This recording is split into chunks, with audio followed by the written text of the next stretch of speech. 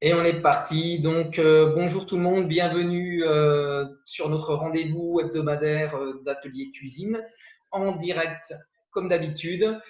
Aujourd'hui, la recette, c'est un curry de légumes thaï que l'on pourra accompagner de riz. Alors, chacun fait un petit peu comme il le sent. Riz complet, riz plutôt thaï ou basmati pour que ce soit un peu plus parfumé. Ou voilà, selon vos convenances. Des légumes, on va avoir patates douces, poivrons rouges, poivrons verts, on va avoir des tomates, de l'oignon, de l'ail. Vous pouvez pourquoi pas rajouter d'autres choses. Pour la sauce, on aura besoin de lait de coco, de sauce soja, un petit peu. Voilà. Moi, je vais vous faire une version plutôt classique avec du blanc de poulet que j'ai détaillé en lamelles. Et aujourd'hui, eh bien, cette recette nous a été proposée par Lauriane qui est sur l'appel avec nous. Et Lauriane, toi, donc merci d'être là, merci pour la recette. Et tu vas nous Merci. proposer une version un petit peu différente du poulet.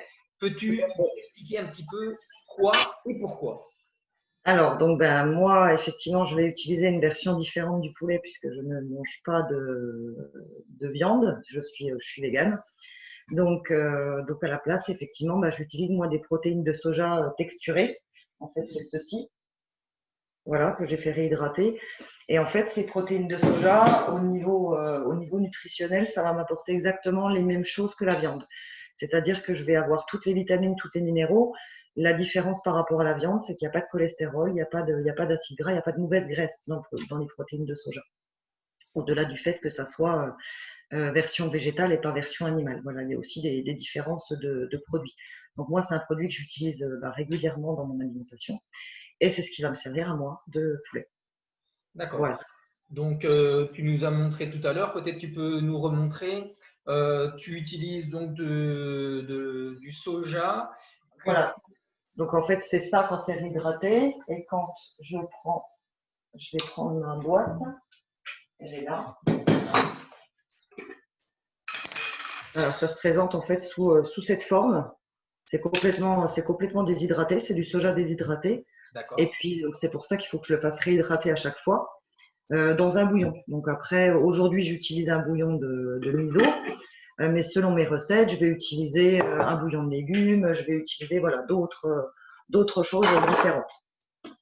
Super. Et donc, on aura nos apports de protéines. Donc, bah, de mon côté, ce sera de la protéine animale de poulet. Et du côté de Lauriane, bah, ce sera de la protéine végétale avec Voilà. du soja. Mais aucun souci, le tout, c'est d'apporter toujours sa portion de protéines pendant les repas pour permettre un meilleur contrôle de poids, la satiété, nourrir les muscles, etc. Super. Donc, ensuite, nos légumes, on coupe tout assez fin pour qu'on Voilà, puisse un petit cube. faire revenir dans une poêle et que ça prenne pas trop de temps et que ça puisse être cuit. Tout à l'heure sur l'appel, on a quelqu'un qui nous a dit qu'il a essayé en version crue, notamment pour la patate douce. Ne faites pas des choses trop épaisses parce que la patate douce, ça met un petit peu de temps à cuire. Comme huile, nous avons choisi dans cette recette de l'huile de sésame, c'est ça? Voilà, de l'huile de sésame toastée qui va donner effectivement ce petit goût de sésame et justement de voyage plus asiatique à la recette que l'huile d'olive ou voilà. Là, on est plus sur une recette méditerranéenne. On va dire.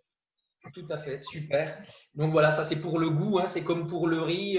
Moi, j'ai choisi plutôt basmati parce que j'ai envie que ce plat soit vraiment, en plus d'être coloré, bon et nutritionnellement très intéressant, bah, qui est plein de saveurs dedans en plus. Voilà. Exactement. Et puis, ah oui, quand même, on a oublié de dire les choses intéressantes. Tu vas utiliser également d'autres produits dont on a parlé tout à l'heure,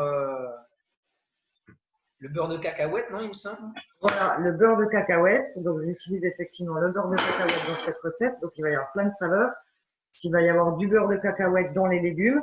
Alors aujourd'hui, j'ai changé un petit peu plutôt que de prendre un beurre de cacahuète crunchy avec des morceaux. Bah, j'ai pris un beurre de cacahuète et à côté, j'ai mis des noix de cajou pour mettre des noix de cajou dans mon plat. Alors, comme ça varie un petit peu. Ça fera cacahuète, noix de cajou et ça va donner encore un petit peu plus de saveur. Et on va rajouter dans la sauce de la sauce soja également, qui va donner voilà, vraiment toutes ces saveurs à ce plat avec la coriandre. On va pouvoir voyager. Super. Eh ben, merci beaucoup, Lauriane. Et puis, je propose à ce qu'on passe à la cuisson de nos légumes et puis monter après notre plat. Et on vous postera bien évidemment, comme à chaque fois, des photos, des présentations. Voilà. Merci de nous suivre régulièrement. Bonne journée, bonne dégustation, bon appétit.